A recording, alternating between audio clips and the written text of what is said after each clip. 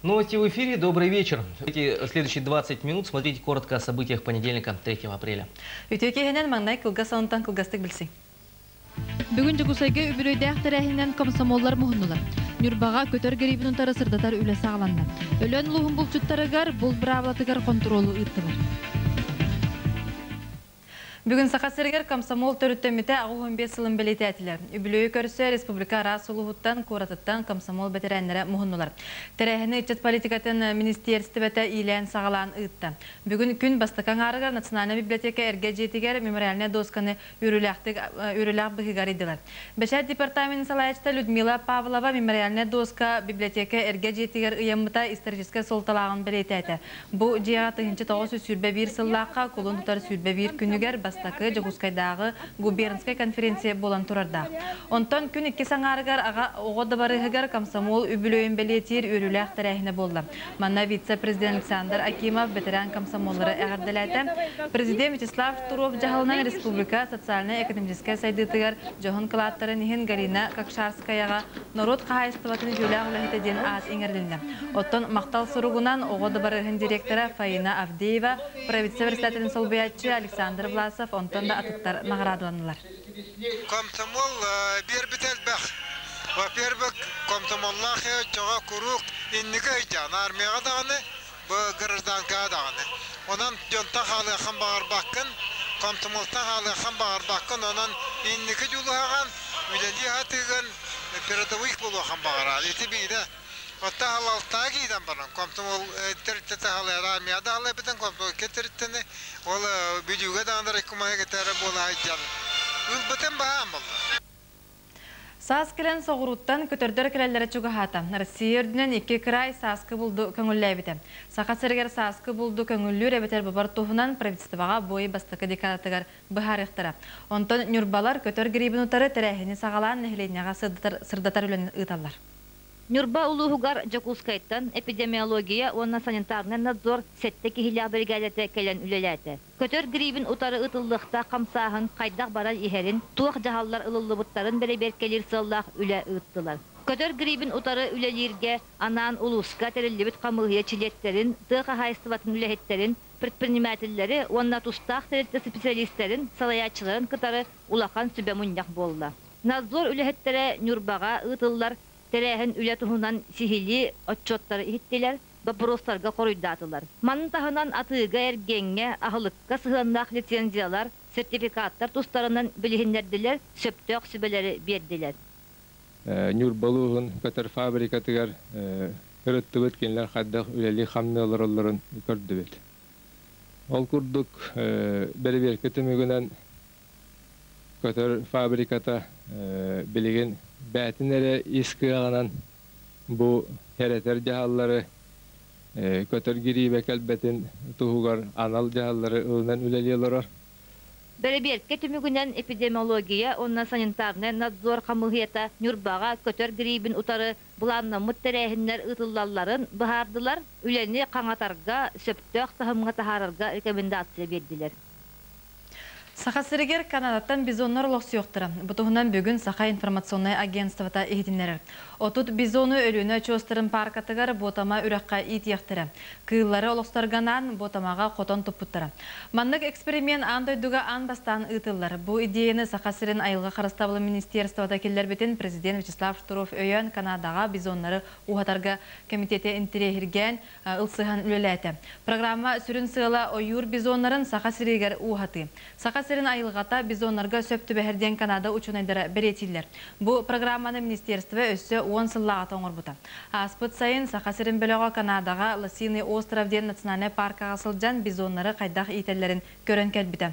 Онан Сақасыр еркелер бизонлары доробеларын көрін бірген айдағы бұғыларын ылан бүттілерден ехтінерелер. Онтан өлән ұлығын бұл чүттарғар бұйыл бұл бұравлатын контроллур үлі барды. Специалистер ехтінер біттерінен тоғда кәхіне бұл батылар.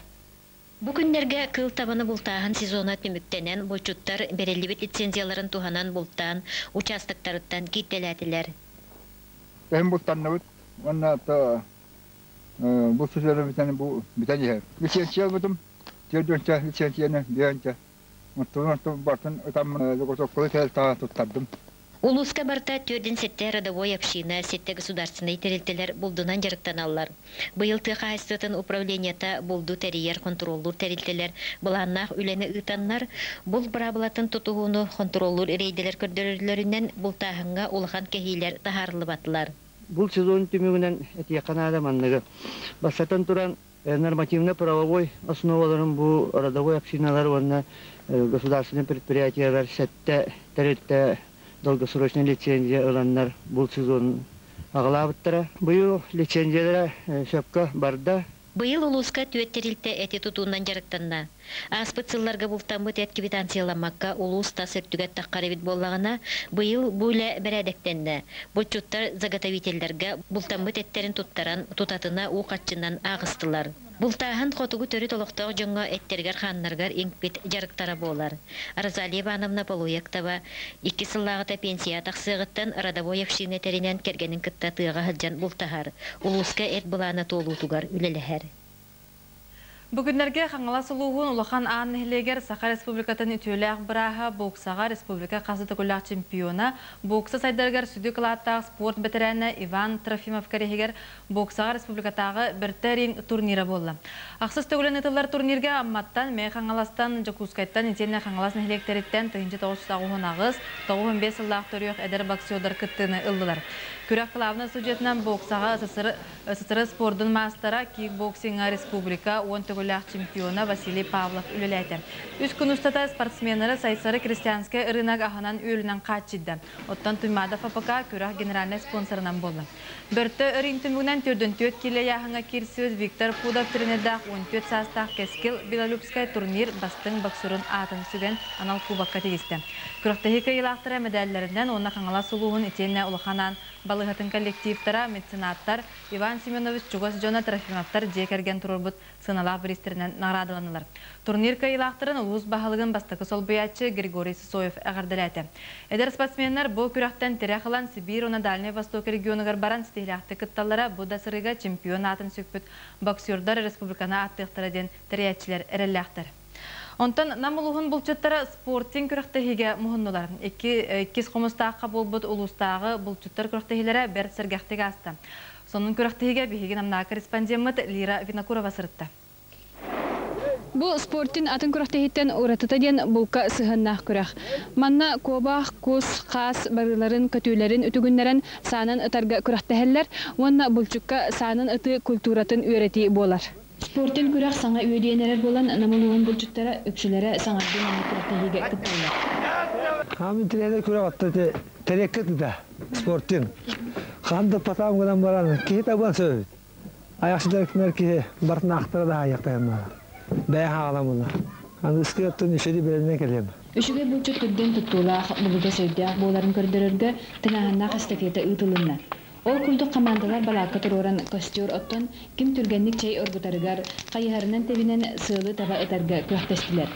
Манна күрәқтегі көға бірді кейіне туора отымны бата, бары бәйдіған командаларғар ұялжаларын көрдірділер.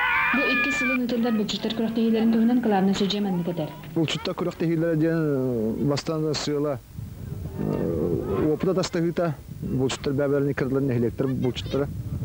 Онна бәліраттан дейген, оны мұна саңаны білділер, спорттен күріқтегі көрің туға бұрабылағын.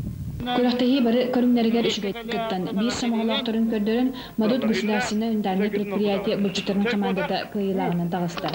Бұл күрәқтегі табылдан мантан салғы үгеске күбілуері сарбағасылық. Сонырған аннантан Лира Винокурова, Василий Сливцов. Бүгінгі сүрін сонын бұқырдық, салғын ұтчалы беріні көрің. Спасибо, Фатима. И мы продолжаем прямо сейчас. Смотрите краткий анонс событий, вошедших в выпуск. Вице-премьер Грабцевич завтра вылетает в Тикси для руководства аварийно-восстановительными работами в поселке. В честь 85-летия первой губернской конференции РКСМ мемориальная доска на фасаде библиотеки Пушкина. Немцам интересный якутский колорит и современная промышленность. Василий Грабцевич лично возглавит аварийно-восстановительные работы в булунском поселке Тикси. Зимой этого года из-за перебоев в подаче тепла там было разморожено несколько жилых домов. Правительственная делегация вылетит в поселок завтра. Сегодня вице-премьер Грабцевич встретился с представителями заинтересованных министерств и ведомств, где обсудил план предстоящих работ. Нынешнюю ситуацию в Тикси зампред Грабцевич оценивает как удовлетворительную. Остается два вопроса. Это ремонт жилого фонда и восстановительные работы на котельной, куда уже завезены и смонтированы 3 котла. Первый вопрос. Это в самом деле были некоторые аварийные работы по котельной в поселке Тикси. Но эту проблему немножко стабилизировали. ГУП ЖКХ оперативно завез 3 котла, смонтировал. И они дали возможность поднять температуру и стабилизировать ситуацию. Ну и в этом году будут произведены работы по ремонту основных 3 котлов, заменены внутренности. То есть мы хотим, чтобы проблему по Тикси, что касается котельных, забыли. Ленинскому комсомолу Якутии в этом году исполняется 85 лет. Сегодня на фасаде здания Национальной библиотеки в честь этой даты в торжественной обстановке была открыта мемориальная доска.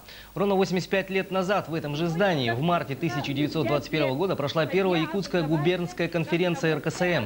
Сегодняшнее торжество возглавила руководитель департамента печати и СМИ Людмила Павлова. А вечером во Дворце детства по этому поводу прошла встреча поколений, где всех собравшихся поздравил вице-президент республики Александр Акимов.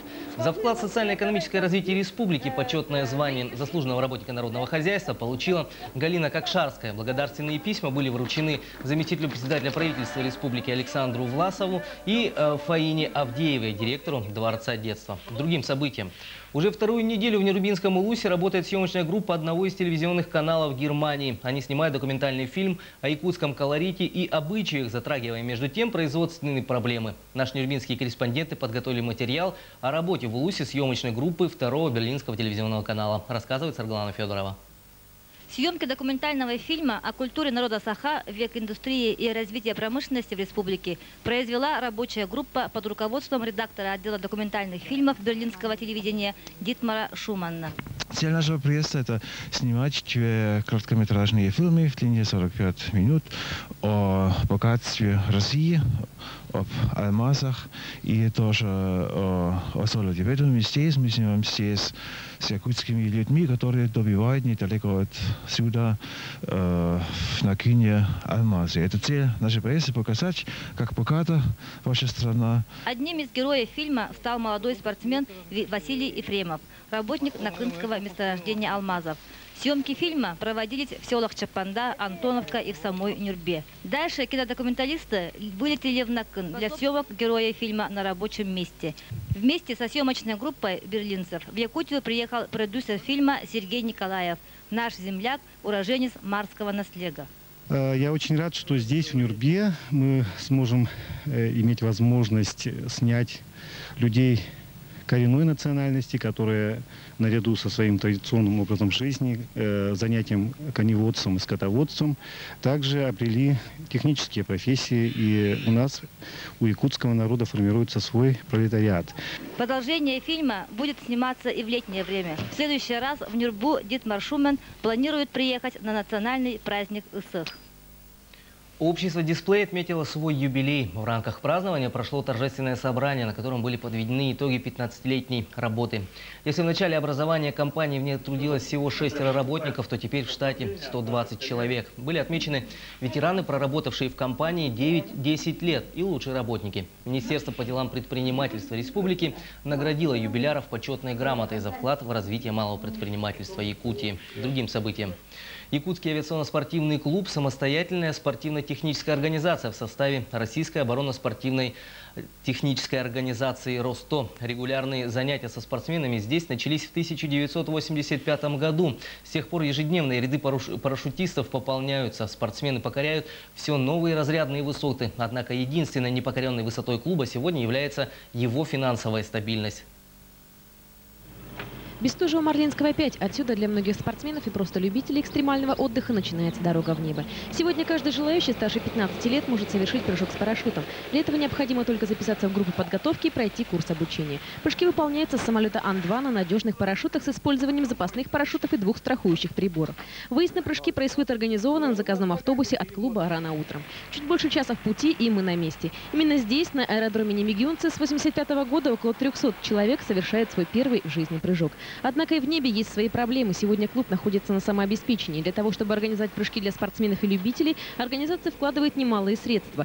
К примеру, официальная цена прыжка 1700 рублей, тогда как его реальная себестоимость составляет более чем 2400 рублей. Но коммерческие прыжки так или иначе помогают клубу выжить, а значит будут проводиться и впредь. Другой вопрос – подготовка спортсменов. Для этого клубу требуются серьезные вложения, позволить себе которые пока не в состоянии ни государство, ни спонсоры, которых у клуба попросту нет. Стало быть, летний прыжковый сезон для спортсменов в этом году, в частности, пока под большим вопросом. Все зависит от нашей расчетной деятельности, можно сказать. Значит, деньги будут поступать, зарабатывать клуб, значит, спортсменам, парашютистам уже проще будет. Выполнение парашютных прыжков и своих совершенствования. Однако спортсмены настроены оптимистично. Они верят, что финансовые вопросы разрешатся и не встанут между небом и любящими его людьми. Сегодня клуб продолжает жить, парашюты сохнут и ждут своих будущих спортсменов. Тех, для кого важна дорога в небо, тех, для кого, несмотря ни на что, цена не имеет значения. Этот материал завершает вечерний выпуск. Корреспондент национального телевидения продолжает следить за развитием